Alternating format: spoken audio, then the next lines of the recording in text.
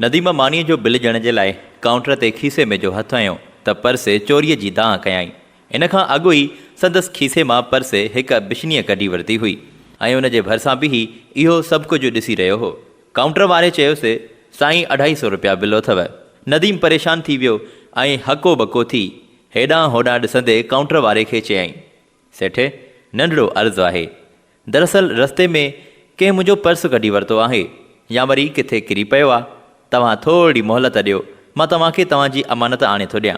अहिड़ी ॻाल्हि ॿुधी सेठ मुंहुं खणी ख़राबु कयो ऐं ख़राबु मुंहं सां ॾिसंदे चयाईंसि, पढ़ियो गढ़ियो थो लॻी, पर लॻे थो तुंहिंजो कमु ई अहिड़ो आहे, बिशनी माण्हुनि वारो। नदीम शकी थींदे चवे थो, न बाबा अहिड़ी ॻाल्हि कोन्हे, मूं वटि अलाह जो गंजु आहे। मां फ़ोन करे तोखे तुंहिंजा पैसा घुराए थो ॾियां, पर असल में मुंहिंजो पुटु शहर खां ॿाहिरि वियल आहे, उनखे हिते अचण में थोरी देरि थी वेंदी। काउंटर वारे सख़्ती कंदे चयोसि, इन जी माना तव्हांजी पैसनि ॾियण जी नियत ई कोन्हे। महिरबानी करे मूंखे पंहिंजा पैसा हिते पूरा ॾियो, न त मां मददगार पुलिस खे थो फ़ोन करे घुरायां।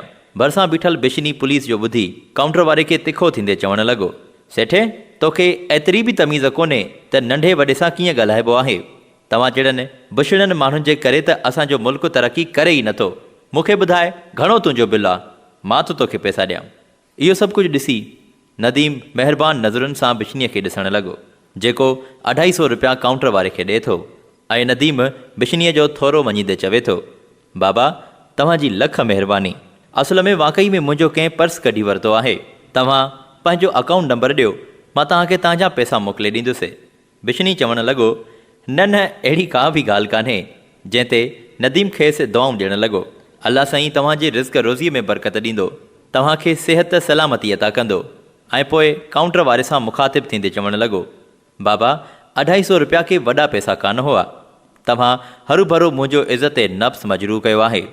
अहिड़ी ॻाल्हि ते काउंटर वारो बि पेशेमान थिए थो, जंहिं ते आज़ाना अंदाज़ में चवे थो, जी साईं मां शर्मसार आहियां, मूंखे माफ़ु कजो, मुंहिंजी बि मजबूरी आहे। अॼुकल्ह असां पंहिंजे चौधारी जेतिरा बि चोर बिशनी ॾिसंदा आहियूं, तिन खे पंहिंजी बेइल्मीअ सबबु दुआऊं ॾींदा आहियूं। इहो ई सबबु आहे जो ॾींहों ॾींहुं असां वटि बिशनी ऐं चोरनि में इज़ाफ़ो थींदो वञे पियो ऐं असां उन्हनि खे वरी पंहिंजो अॻुवान बणाए था छॾियूं। वरी हुक्मरान बि साईं अहिड़ा था बणिजी पवनि।